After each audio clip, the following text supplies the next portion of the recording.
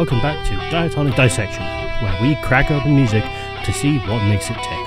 In a slight break from the format so far, in this video we're going to be covering two tracks from the Pokemon soundtrack because they're both very short, even by Pokemon standards. In case you're new to the series, hi, welcome, subscribe, etc. And in these videos we're looking at the Pokemon Blue-Red soundtrack composed by Junichi Masuda. The two tracks in question that we will be examining today are Lavender Town and Rival Appears. Let's start with Lavender Town, where we find the Pokemon Tower, a gargantuan mausoleum dedicated to Pokemon that have shuffled off their mortal coils through natural causes, not fighting and beating the shit out of each other, because that only causes them to faint. The town and the tower are somewhat famous on the internet for being the source of various creepypastas, including Lavender Town Syndrome, where apparently the original music would cause kids to fall ill, and Buried Alive, the story of the original boss of the Pokemon Tower. YouTube stuff. Click subscribe button, ring the bell, comment, like, all that good stuff to gain the favour of the algorithm gods. If you would like the sheet music for this, as well as previous videos and future ones, which hopefully will include Hades 2, head on over to the Patreon for Diatonic Dissection, patreon.com/Diatonic Dissection. It's just $2 a month, and if we get people on board, we can then change how it works, depending on what they say. Because Lavender Town is so short, there is only one section.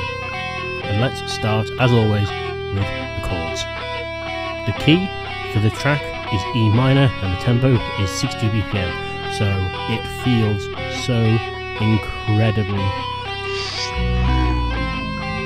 Let's start with the chords. The chords are a mixed bag, to say the very least. Some of them are 7th chords that are missing notes.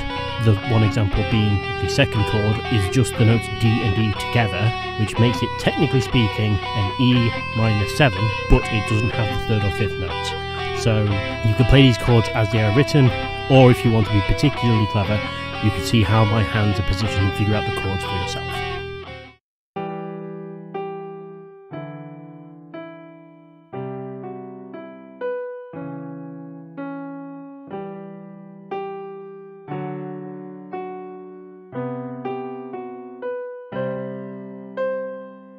The main melody for Lavender Town is quite simple, but given the tempo, you're going to have to keep it as steady as you can.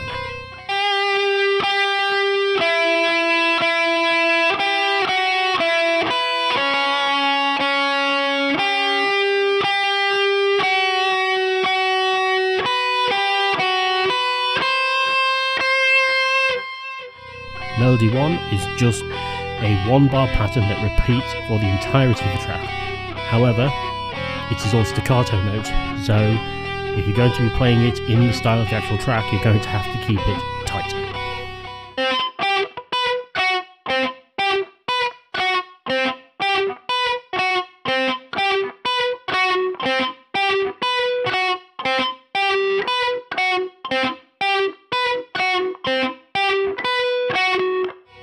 For the bass section, I use a 6-string bass, but if you're using a 4-string, or for some reason don't tune a 5th string to B, you'll need to adjust your fingering position as appropriate.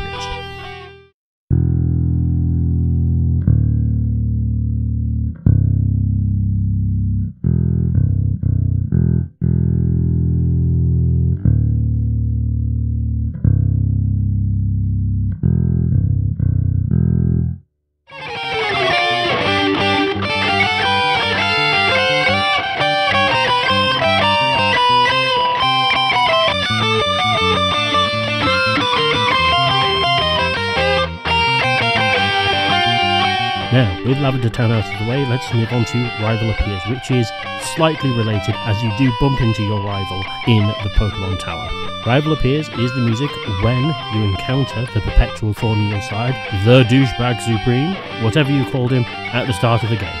In my game footage, he's called either Assfad or Assface.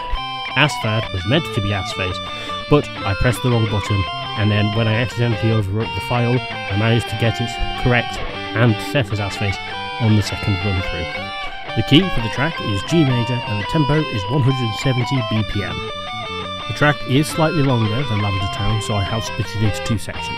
The chord progression overall for Rival Appears is a 1-4-5 progression. and when you start looking at the melody and whatnot, you start to see it sounds very much like a classic rock and roll tune. In section A, we only have chords 1 and 4, so G and a C over G.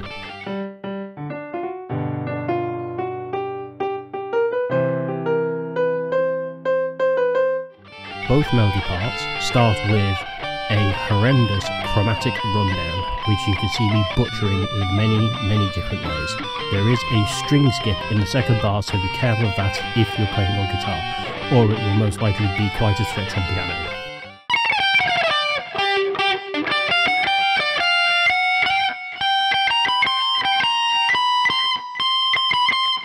For melody 1, you are also playing a somewhat harmonised chromatic run along with melody 2, but there is no string skip in this part compared to melody 2.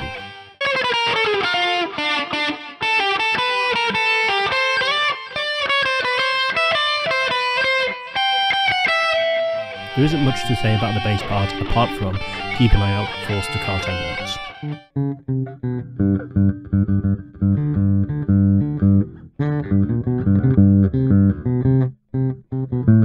For section B, it actually contains all 3 of the chords in the 1, 4, 5 progression. Then 5, then 4, then 1. So D, C, and then G.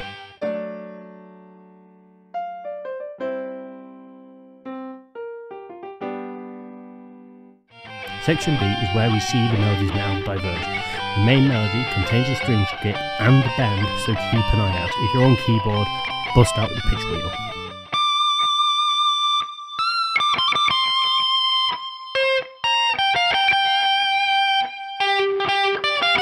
The counterpoint for section B, as you'll see from the piano footage, is an absolute nightmare. It's a bit easier on guitar because you can skip strings, and also keep an eye out for staccato notes.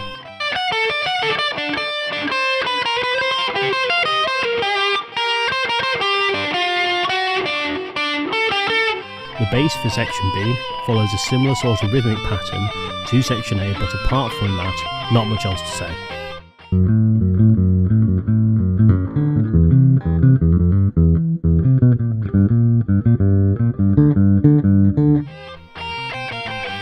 And that's it.